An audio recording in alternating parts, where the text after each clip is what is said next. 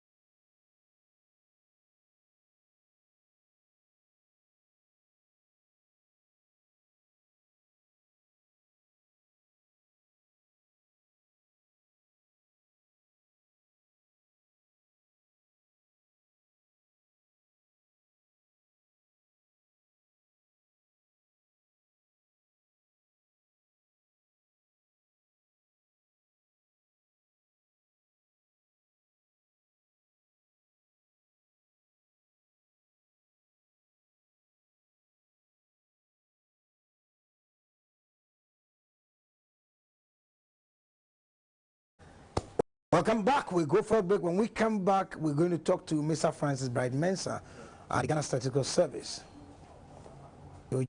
Zoom.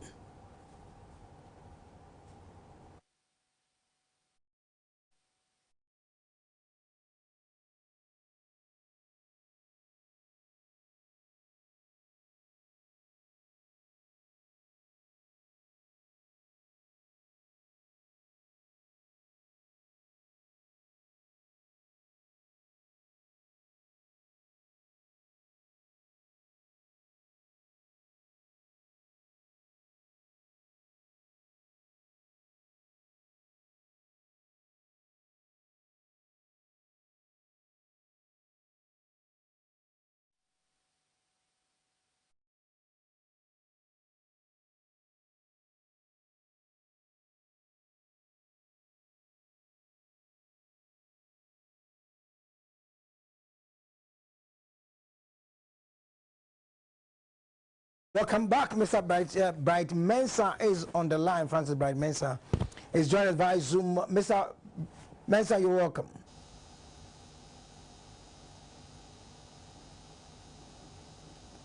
Hello? Hello?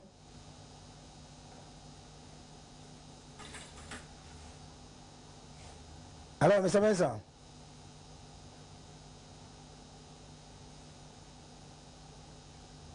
Hello?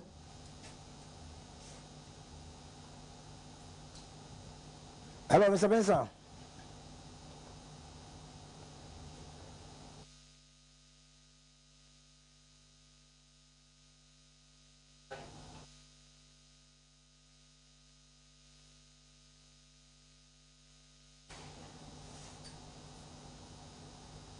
Mr. Mensah.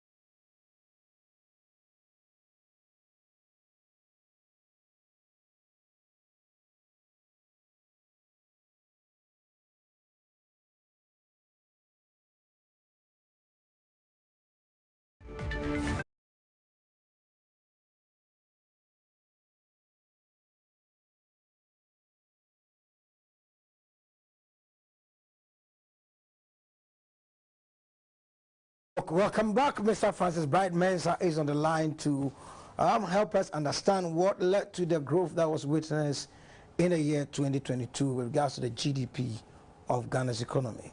Mr. Mensah, you're welcome. Thank you. Great to have you. Now, let's walk us through the sectors that contributed to the growth that was witnessed in 2021. All right, thank you. So the data that was released today relates to the period January to December of 2021. And we saw that overall GDP grew by 5.4%. And the sectorial growth where the services sector grew by 9.4%. And this is relative to the performance in 2020. And this was followed by the agriculture sector with a growth rate of 8.4. However, we saw a contraction in the industry sector by 0.8%. Compared to what was witnessed in 2020, which was a year that we saw a contraction of the economy, how would you describe the 2021's performance? So relative to what was achieved in 2020, overall in 2020, we did not see a contraction. We grew, the economy grew by 0.5% in 2020. It was during the quarter 2 and quarter 3 that we saw a contraction. But in quarter 1 and quarter 4 of 2020, there was some expansion. So overall, there was a 0.5% growth in 2020. So when you compare the 5.4 that we see in 2021 to that of 0.5 that we saw in 2020, yes, it's an improvement on what was achieved in 2020. So if you look at the performance of agricultural sector, and then you were talking about a dip in the industry, what actually contributed to that?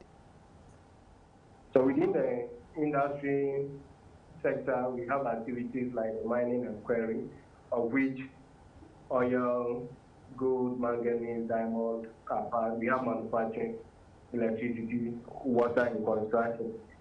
But the sector that really contributed to the contraction is the mining and quarrying, which contracted by 12.1%. And this was largely driven by the oil and gas by 12.5%. If you look at their contribution to the growth, they pulled 1.8% out of the 5.4%. So that is what really happened in the industry sector. The contraction is mainly driven by the activities in the mining quarrying sector. Thank you very much, Mr. Francis Bright Mensah, for your time. You're welcome. Good evening. Thank you. So we're going to cross over to the UK to talk to Kwadwo Gyan, financial analyst, to find out more from him as to what does this mean, the growth that was witnessed in 2021, 5.4%. What does it mean to the Ghanaian worker here and to the investment community? We joined via Zoom. We're trying to get in touch with him and see how. Kwadwo, you're welcome. Thank you very much. Can you hear me? Yes, I can hear you clearly. Yes, Kwadwo, so Ghana's economy 2021 grew by 5.4%. The question is, we normally say in our parlance, what does it mean to the ordinary Ghanaian? Well, I mean, to the ordinary Ghanaian, there's some positive news in terms of what we call as confidence coming back into the economy or into the market. So to the ordinary Ghanaian, you're hoping that this growth will end up creating more jobs within the economy. Making sure that this growth also is sustainable will help the average Ghanaian in terms of the different sectors that Mr. Francis Mensah talked about. In terms of the service sector, the agriculture sector, it shows that there's positivity within those sectors. And so, if you are someone within the service sector, you're hoping that this group will help you to be able to maybe grow your business, or help you to expand your customer base. I mean, for the agri sector as well, I mean, there's positivity in there. So I think that in general, for the average Ghanaian, you're just hoping that this brings some positive to your industry in particular as individuals. All right, now to the investment community, those within and outside the country, what does it signal to them? Well, I mean, it's basically the same thing. I mean, if you're a foreign investor, you're now thinking, okay, there's some confidence in the economy, and of course, if you have any intentions of investing in that economy, that I mean, there's already the government is already overachieved on its target for the year. And so if this goes on, then I mean your future investment is guaranteed, because that means you're investing in an economy that is looking to grow within the next few years. So, Kojo, if you look at what is happening at the moment across the world, we're witnessing inflationary pressures, COVID, and then the war in Ukraine as well. With this, come on the heels of these, how does this also help in steadying this economy that has witnessed some turbulence with regard to the CD, our local currency? Well, I mean, I think that, I mean, if you look at the UK, I mean, UK is looking to, having, 2023 projections are not looking positive. So for an economy like Ghana, you're looking at Ghana having an economy that more or less is a bit resilient, because even though we're still talking about, COVID, post-COVID issues, and we're still talking about the war in Ukraine, for the government to be able to, achieve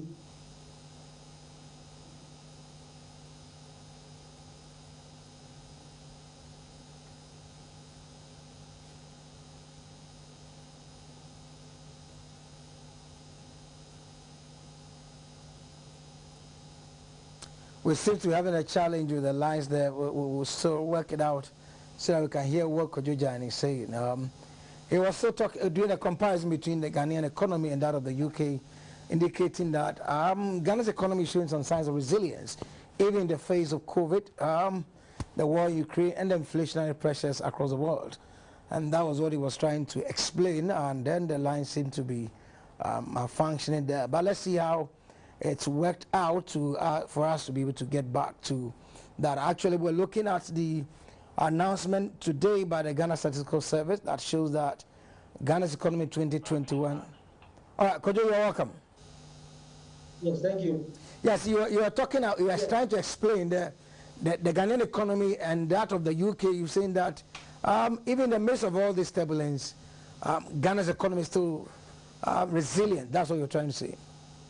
I mean, that is what these figures tell us, that because the government was projected below 5%, and they have been able to achieve more than the 5%. So or they've been able to achieve more than what the target was. So that shows there's some resilience in there, and the government will be happy with this performance. And I think that looking at everything that has come along with COVID and this Ukraine issues and all the the whole world going through these difficult times, I think that the government is going to be very happy that they've been able to achieve these figures. And it also tells the international market that the Ghanaian economy is resilient, and if the government keeps up with the program of rebooting the economy, then there's a great future ahead for the country. So would one be right to say that the recovery process is getting stronger and stronger, looking at these figures? Yes, I mean, economies or the financial people at the end of the day look at the figures, and I mean this figure looks on a positive side, and of course with the government programs starting to take shape, with the e-levy passed. The government is talking about this making sure that the Ghana card is going to be used as all forms of transactions or IDs around the country. That also helps to be able to cut down on waste, or to be able to collect more data, collect more taxes through these systems. So I think that in the short term, things are looking positive with respect to the government recovery program. But sometimes the argument is that this growth witness is not inclusive. Yes, it's you always have to look at the brighter side. For me, that's what I look for, and the government projections were lower. They've been able to overachieve on that. Even the IMF thought it was going to be slower than what has been achieved. So, I mean, it tells you that, whatever, I mean, even if it's only half of the economy that has seen this growth, right? The government knows that then they can replicate it on other parts that haven't performed as much as they should, and there will be an inclusivity agenda there. So I think that this is a positive news, and as you know, within the financial market, good news always brings positivity around the market, and it's contagious, and it affects the whole system. So we hope that this new news will be the starting point for greater things for the economy. So talking about inclusivity, so which sectors do you think that there's a government must focus on to be able to ensure that this growth spread and improve the lot of Ghanaians? Well, I mean, you're talking about the manufacturing sector. The service sector did okay. The agriculture sector also did okay. So the government has to look at the manufacturing as well. I mean, because that is one of their main campaign message, which was to do with one district, one factory. So I think that if we have the service and the manufacturing sector both performing, and agriculture sector is also performing together, then there's going to be a boom within the economy. There's going to be employment going on, and all these sectors come together to create a higher harmonious economy for each country. And even with respect to going to Europe is mostly service based, but because the service the service level, or what they get out of the service sector is so much, it's enough to keep the country going back. So if we have a country like Ghana where we have a great agriculture sector, if we can boost that sector and also put the manufacturing sector, then the sky is the limit. Inflationary pressures is on.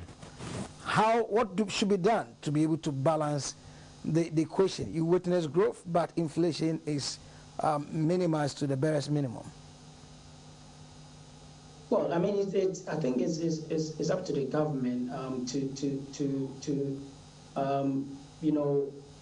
more or less get the sectors that will be able to create more within the economy to be able to push inflation. I mean, at the moment, inflation is going up mostly because most of the things that are happening are out of the government hands. The macroeconomic factors are affecting the economy, and I think that for the government, as you know, it's up to the government to be able to be more innovative, to be able to create an economy that will be more or less affordable to everyone. I mean, that is my take on that, because as I said, most of these inflations are everywhere in Europe. There's the fuel prices. The government will tell you they've taken so many taxes off these fuel levies have been taken off, but the pressure is still on, and I think that the government has to be a bit more innovative in the economy to be able to keep inflation down. Interest rates are still very high. The government what can they do about that? And borrowing is still high. It's very difficult for people to get money to start new businesses and all that. So I think some of those things need to be looked at to be able to fight inflation within the economy. So finally, Kojo, we know UK, you are seriously hit hard by this war in Ukraine. Just within a few seconds, what do you want to tell us about the challenges you're facing over there? Well, I mean, as you already heard, the UK, growth rate, it doesn't look good in the next year or so. And I mean, most of these are, to do with, high food prices, fuel prices are high, energy prices are high, and so these are affecting the country in general. And I think that one of the most important thing that the UK will have to do, I mean, in terms of all this is to be able to go through these difficult times in terms of these wars that are affecting the UK economy, and of course the fuel price and energy prices. The government is trying to do something about it, but it is not something that is easy to do. I mean, in these difficult times, and so hopefully we can get a better end of the year before 2023. All right. Thank you very much, Kojo Jan, for the time we've been talking to Kojo Jan, a financial analyst based in the UK, about the GDP growth rate witnessed in 2021. My name is Edward Nyakun. God will come your way again tomorrow. Shalom.